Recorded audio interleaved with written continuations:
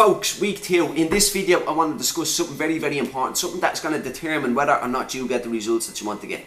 It's your motivation. Now I know in the program I have a page dedicated to motivation, but this week I really want us all to focus on our own motivations. So your results will be in direct proportion to your motivation. If you have a poor and weak motivation, you're not going to do what needs to be done, because the things that need to be done, you're not going to want to do them. None of us want to do them, and if you don't do them, you're not going to get results. You're going to produce poor results. So poor motivation, poor actions, poor results. Now if you have a great motivation, a motivation that is strong, a motivation that when you think about giving up encourages you or makes you fearful and keeps you on track, you have that type of motivation, your actions are going to be great. If your actions are great, you're going to produce great results. So your results, I can't emphasize this anymore, but if your results are going to be in direct proportion to your motivation. So hopefully you've done the exercise in the program, you've clearly defined a very strong motivation for yourself, one that you know is going to keep it on track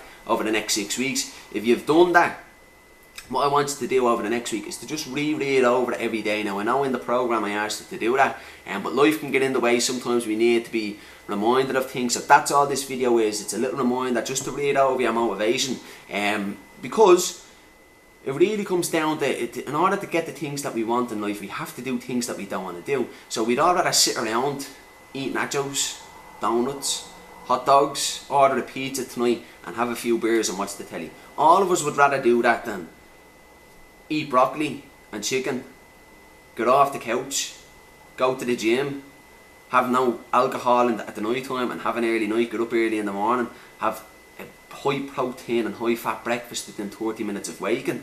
We'd all rather not do that, you know what I mean? But in order to get results, we have to do the things that we don't want to do. But if your motivation is one, not strong, and if it is strong but you're not thinking about it, number 2, you're not going to do the things that you won't want to do in order to get the results that you do want to get. And if you don't do that, you're not going to get the results. So your goal for this week is to just keep that motivation in mind, to read over it every day, and to read over what you have written down in your workbook, and just to keep it in mind. Now, if you have not came up with a strong here's how do you know whether your motivation is strong enough. You basically look at it and ask yourself, if I feel like giving up tomorrow and I read over this, will I give up or won't I?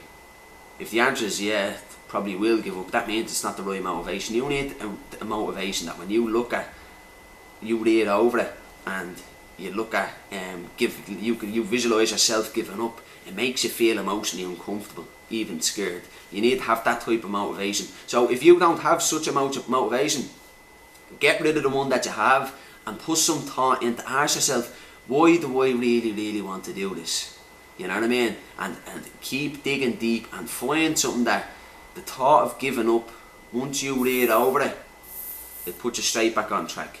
Now it's not an easy task to do that, but we all have those, the right motivations within us. We just have to dig deep to find them. As soon as we find them, the game changes. We just do what needs to be done, we produce results, you know what I mean? And we take the same approach to other areas of our life. So when we want to achieve a certain objective, we recognise that it's not going to be easy to get to it, that there's a chance that we will give up if we don't have the right reasons, the right motivations, the right tools to compel us to take action, or to inspire us to take action even when we don't feel like doing so. You take it into other areas of your life as well, you know what I mean? So reconsider your motivation, come up with something that is very strong and read over it, you know what I mean? So that's basically that. I will talk to you all next week. Take care.